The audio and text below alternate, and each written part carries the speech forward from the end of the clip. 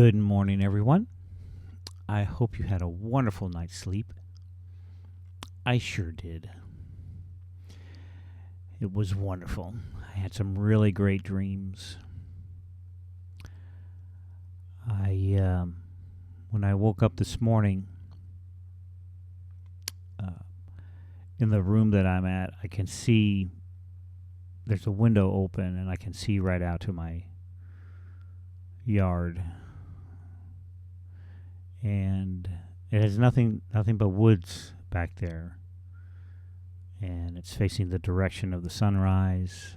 It's a beautiful color in the sky, and this day starts really, really wonderful and really beautiful, and as I was watching the birds gather their food and fly around and do the things that nature does, I thought, what a beautiful day this is.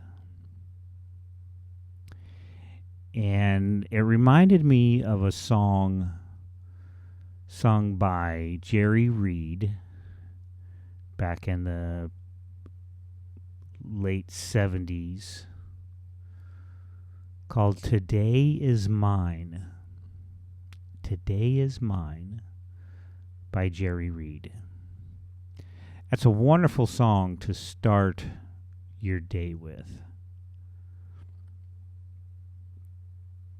So I listened to that this morning, and I began to reflect on the discussions that we've been having on the first 4 chapters of the book of Genesis. And the first 2 chapters are what's most important to me. That is the foundation of all of my beliefs in the scriptures, in God, in the universe, in whatever. It all begins there. Genesis. The beginning. And I was prompted to share with you today why all of this was created, why it all came to be. And what I'm going to say here might make some of you uncomfortable, but that's okay. What I say may be true or not. It is just my understanding of the 40 years that I've been on a diligent quest for spiritual truth and studying all the materials that you see here behind me and more. I have another library that's full of materials that I've read. But through my experience in all of this, it wasn't just reading about these particular religions or philosophies or sciences or anything like that. It was actually getting in there and experiencing it. Going to their synagogues, going to their worship service, really being with the people who were learning these things. And I came away with this through the expanse of all of the different religions and belief systems that I experienced. All of them are saying the same thing, just using different words. All of them are describing the vastness and the magnificence of God and its creation. And this is it. This is it. But through the scriptures, I learned that we are the way that God experiences this. How God experiences matter. How God experiences what it's like to be in pain, what it's like to have joy, what the grass feels like, what the rain feels like, what it feels like to swim, what it feels like to climb a mountain, what it feels like to struggle with disease and illness, what it feels like to conquer an obstacle and come out on the other side and win, what it feels like to play football, what it feels like to play baseball, what it feels like to play football, soccer. I know the Americans are going, that's not football. You know, but what does it feel like? What does it feel like to be in love? What does it feel like to see someone for the first time and then feel that spark in your body and go, oh, that is interesting. And then you look in that person's eyes and you know. That's the person that you're meant to spend your life with. But then what it's like to lose that person through accident or divorce, death, tragedy. What it's like to experience all those things. You see, we look at all the, as we approach these tragedies in our lives and the losses that we have in our lives, and a lot of people ask the question, what kind of God would allow this to happen?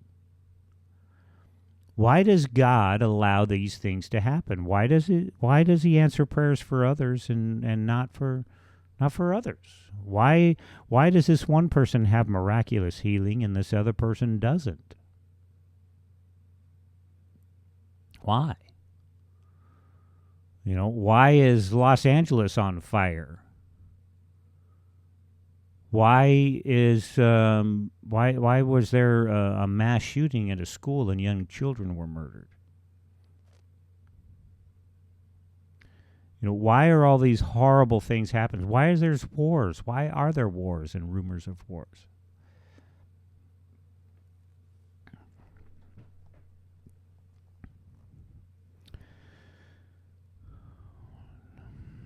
It's because these things don't have an effect on an eternal being.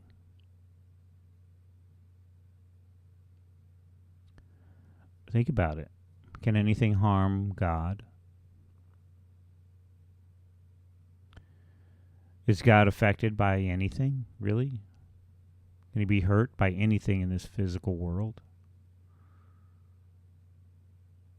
And on the other end, can it feel joy, happiness? Can it feel any of those things?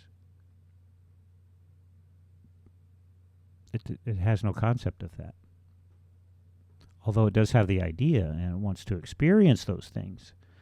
That's why we have this physical universe.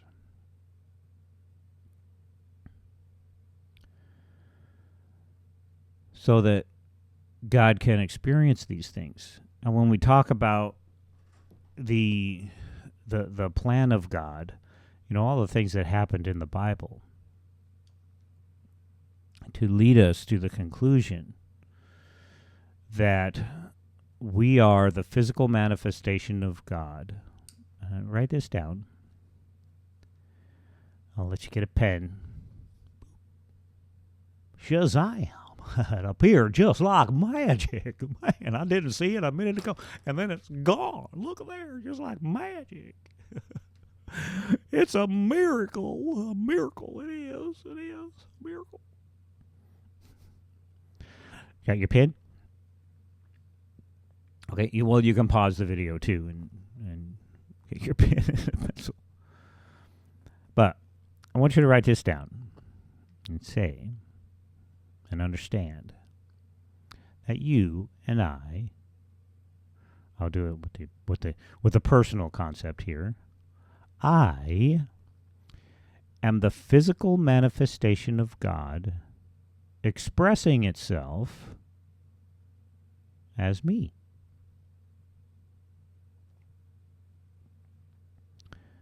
Swirl that around in your noodle. You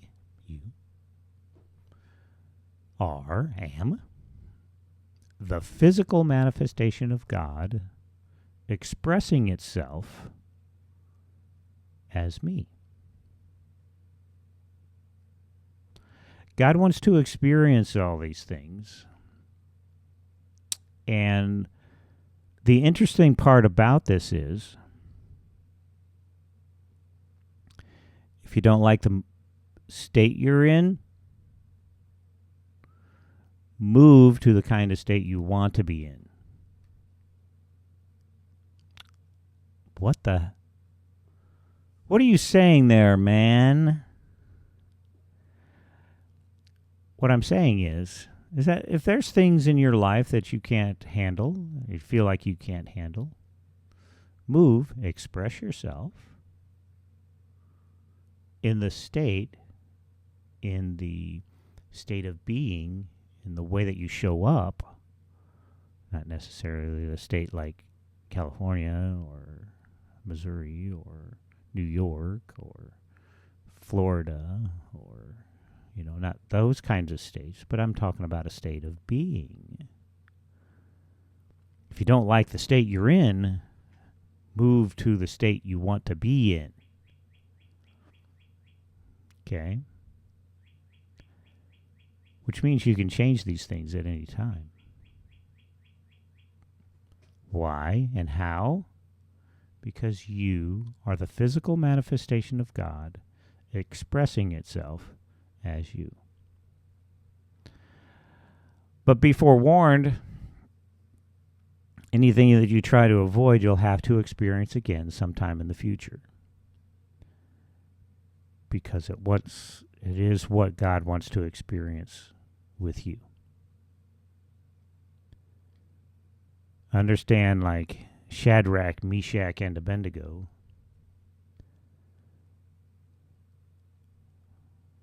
whether I perish in the fire or not, either way, I am with the Lord.